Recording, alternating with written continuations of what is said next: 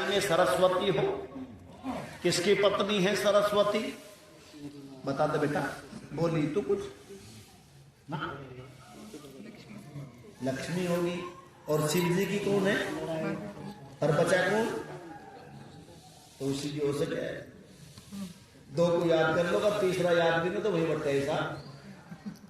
जब बड़ी हो जाएगी वो आते ना पूछने के प्रश्न तो 3-4 दिन लगेंगे, है नहीं? तो उसका हमें पता नहीं, लेकिन 3 का पता ये भी नहीं, ये तो पक्का है। तो फिर ये नहीं तो कौन होगा? ब्रह्मा विष्णु महेश। तो किसकी पत्नी है? ब्रह्म। बोलो सरस्वती। बोले इसकी वाणी में क्या है? सरस्वती। इसने जो कह दिया सुरेंद्र जी वो बोले हो गया। अच्छा, आपको कोई ये वरदान दे दे कि तुम जिसको जो कह दोगे तो वही हो जाएगा, किसको दिया था? फिर तो आराम लगेगा। अगर इसमें ठीक ठाक परमात्मा के गुण ना हो और किसी अज्ञानी को ऐसा वरदान मिल जाए तो वो कल्याण का काम करता है कि अकल्याण का करता है। तो इसीलिए कहा कि नह हमारे लिए सरस्वती, जो प्रवाह से चलने वाला ज्ञान, पावकः पवित्र करने वाला हो। निरंतर जो हमारा ज्ञान हर वक्त चल रहा है वो ज्ञान हमको बच्चे क्या हो? पवित्र करने वाला हो। सारे दिन तो हम काम करते हैं, अब जब रात को सो जाते हैं तब कौन जागता है? बच्चे उल्लू उल्लू उल्लू वो अच्छा ठीक है, रात में उल्लू भी जागता। ठीक है, उल्लू जो है, हाँ ठीक होता। उल्लू को अगर हमको कोई उल्लू कहते तो कैसा लगेगा? उल्लू उल्लू किसको कहा जाता है? मूर्ख को, अज्ञानी को। जब गड़बड़ करता है उल्लू का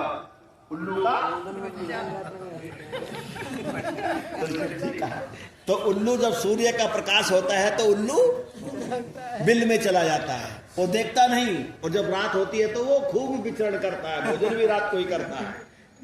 तो इसीलिए हमारे जीवन में भी कई प्रकार ऐसी विचारधारा आती है जो उल्लू वाली होती है। तो कहा हे परमपिता परमात्मा, रात को जब हम सो जाते हैं तो हम कौन जागता है? मन भी सो जाता है बच्चे।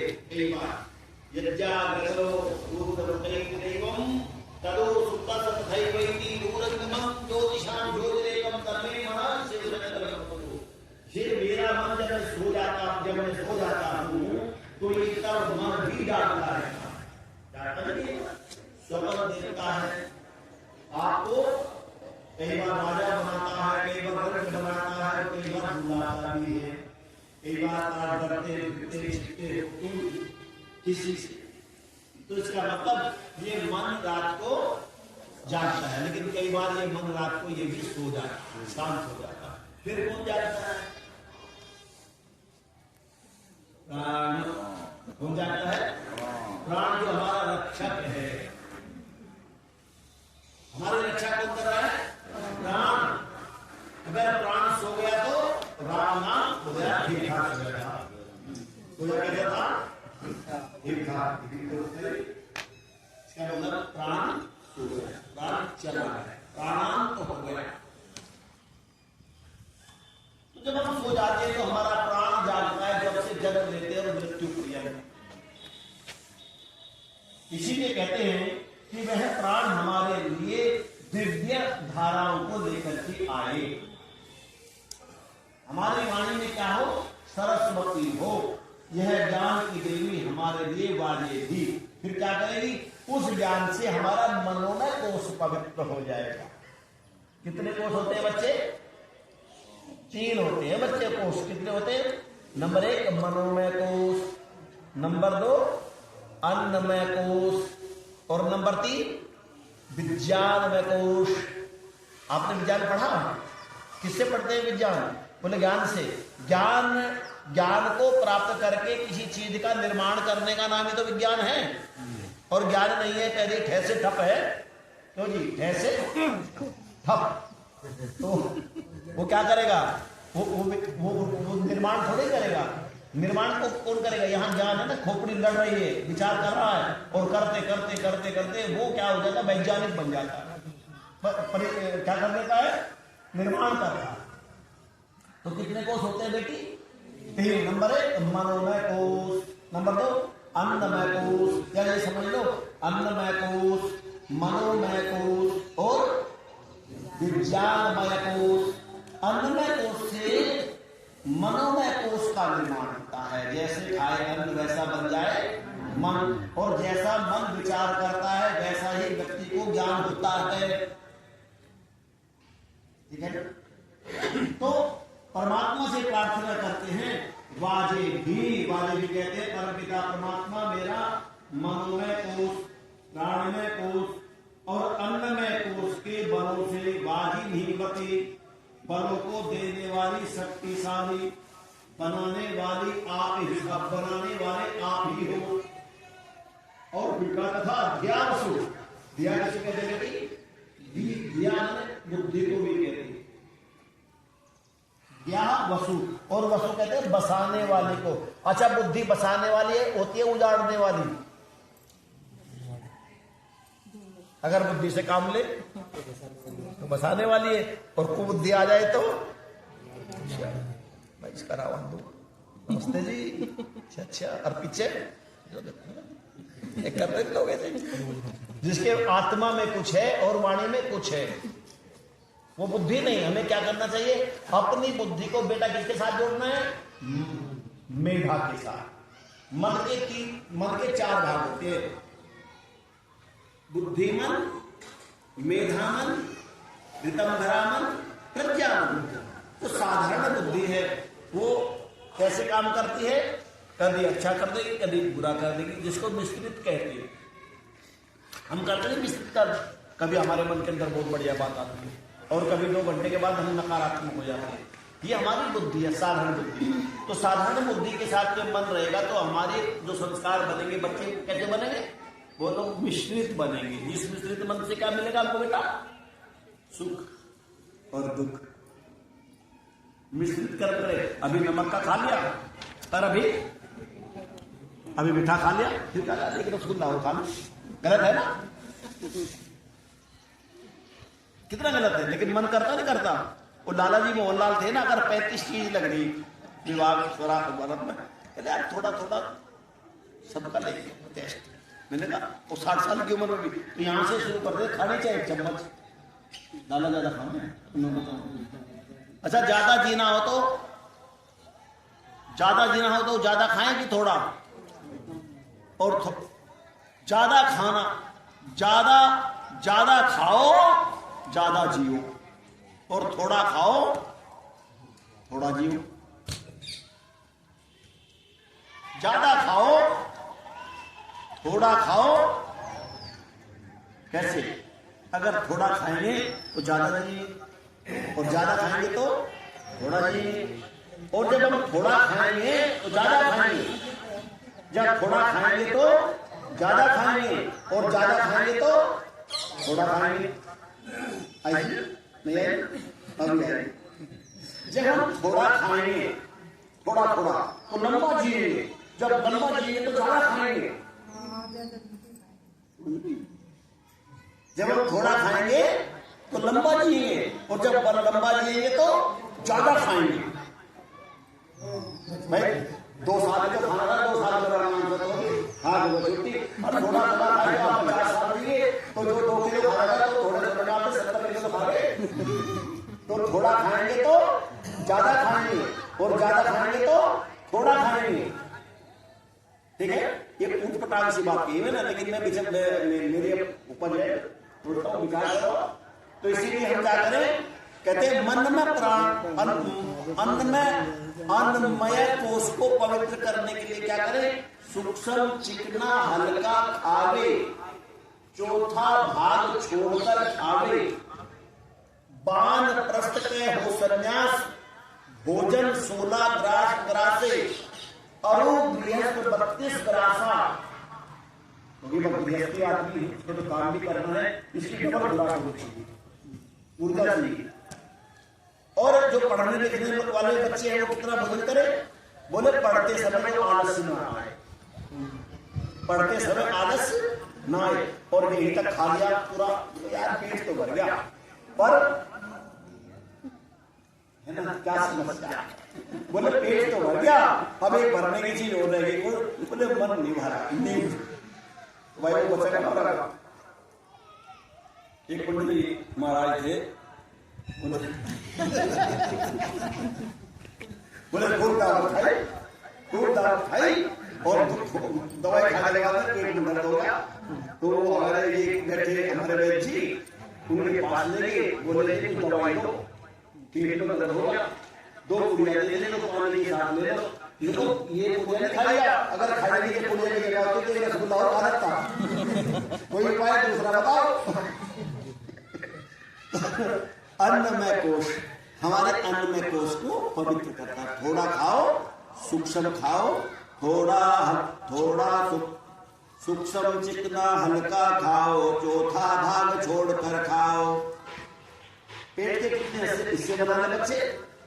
4, 2 में भोजन, 1 में जल और तीसरे को चौथे को बोले खाली छोड़ दो, वायु संरक्षण के लिए। कभी एसिडिटी नहीं बनेगी। और ये पूरा ठूस दिया, आज तो बहुत बढ़िया आलू बन रहे, चीरा घेर कर देगी बढ़िया, निकला भी रे। तो माताएं होती है तो पूरा अतिथि को खिलाने के लिए पूरा बन लगा है, पूरा अपना खाएगा खाए, लेकिन दूसरे को बढ़िया नहीं खिलावे। और वो बढ़िया क्या होगा? तो फिर 2 घंटे बाद में पता है अंदर पति खा लेने का जीव का स्वाद है। तो क्या कहा?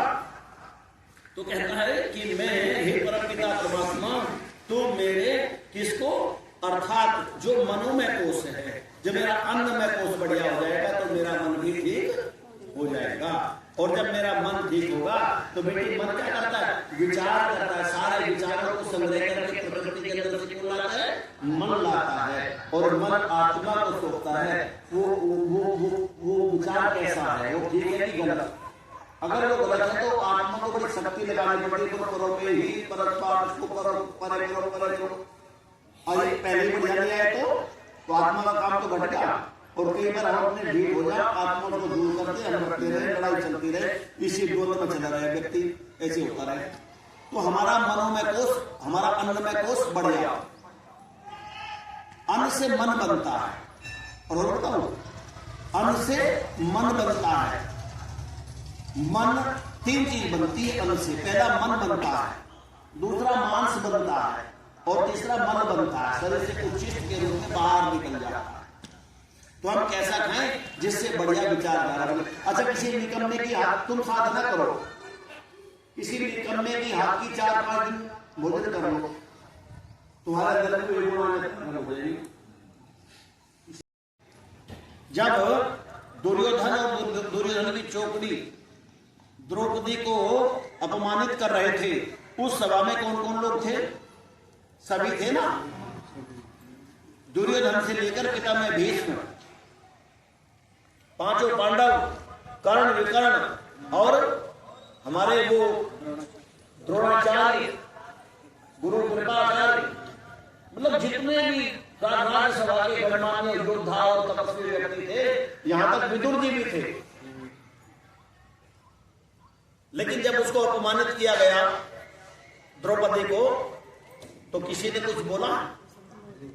किसी ने गर्दन झुका दी, कोई उठ करके चला गया, लेकिन किसी ने कुछ नहीं कहा। गांधारी ने तो एक आध बार थोड़ी बात कही, लेकिन मां की कौन सुने? जब पुत्र निकम्मा हो गया, सुने कोई सुनता हो, क्या करे बेचारे। तो पिता में भीष्म जब मरणासन, जब कहां थे?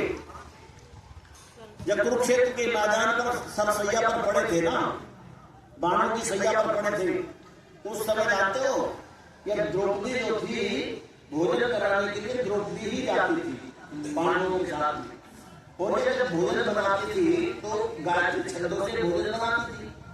तो पिता में उसको भोजन करते थे।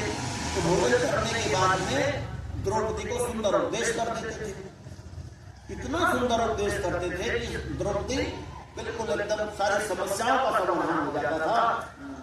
कुछ दिनों के बाद तो प्रतिज्ञा थी कि जब तक उत्तरायण नहीं होगा तब तक मैं शरीर को नहीं छोड़ूंगा। उत्तरायण मतलब सूर्य का उत्तरायण होना है, एक तो हो गया। दूसरा, जब तक आत्मबोध नहीं होगा, मुझे जानकारी नहीं होगी, तब तक मैं शरीर नहीं छोड़ूंगा। उसी प्रकार से वो आत्मबोध के लिए प्रार्थना करते रहे, कार्य करते रहे। एक दिन द्रौपदी ने कह दिया कि महाराज बड़े अच्छे अच्छे उपदेश देते हो। पकड़ लिया द्रौपदी ने, इतने जब मुझे राज्यसभा में दुर्योधन की टोकरी मुझे वो अपमानित कर रही थी, उस समय तुम्हारा एक उपदेश कहा गया था, पिता ने इसकी आंखों में अश्रु आते हैं और वो कहते हैं, द्रौपदी हे पुत्री, तू यथार्थ कहती, मैंने दुर्योधन के राज्य का अन्न खाया था, मैंने दुर्योधन के राज्य का अन्न खाया था और उस अन्न को पान करने के बाद भी मैं वो सब दृश्य देखता रहा और चाह करके भी न कह सका। लेकिन अर्जुन के इन नुकीले बाणों ने दुर्योधन के अन्न से बना हुआ रक्त बाहर निकल गया और तेरे गायत्री मंत्र के छंदों से तपा हुआ ये अन्न जब प्राप्त किया तो मुझे आत्मबोध होने लगा। और हे पुत्री, कितने दिन तक वो रहे थे सरसैया पर? 1 वर्ष 4 महीने 11 दिन। 1 वर्ष 4 महीने 11 दिन वो सरसैया पर रहे थे। गुरु ने कहा कि मेरा अब ये जन्म मेरा, इसके बाद में एक जन्म और लूंगा और उस जन्म में मोह रहूंगा और इसके बाद में मुझे मुक्ति हो जाएगी। ये आत्मबोध हो गया था। तब हुआ जब उसका अन्न में कोश पवित्र हो गया। इसीलिए बच्चों, हम जब भी खाएं तो विचार करके खाएं, और कभी खुश भी जाए ना तो वसुदेव और देवकी की तरह गायत्री छंद का विचार करके तब खा ले। जीवन तो चलाना था भाई। किसको? वसुदेव और देवकी। कंस ने अपनी बहन और बहनोई को जेल में डाल दिया और भोजन चलाने के लिए तो अन्न भी देते थे, लेकिन कंस के राज्य का तो सारा ही अन्न दूषित था। लेकिन जेल के अंदर वो तब तक भोजन नहीं करती थी देवकी, और वसुदेव जब 101 गायत्री छंद का पाठ न कर ले उसके बाद करते थे, क्योंकि इस अन्नम वही प्राण है, शरीर को चलाने के लिए अन्न की तो आवश्यकता है। तो इसीलिए बच्चे हमारा अन्न कैसा हो? पवित्र हो। इसीलिए जब भोजन करते हैं सबसे पहले कहते हैं अन्न पते नस्तनोदेहि अनमेवस्य सुस्मिनत्त प्रदातारं तारिभोजनोदेहि विपदे। ये ऊर्जा देने वाला अन्न पशुओं को भी देता है, 2 पैरों वालों को, हमें भी प्रदान करता है। तो हमारा मन कैसा हो बच्चे? शुद्ध हो। जब हमारा शुद्ध अन्न होगा तो उससे मन का निर्माण होगा। मन का निर्माण होगा तो विचारधारा अच्छी आएगी, और विचारधारा जब अच्छी होगी तो आपका निर्माण भी अच्छा।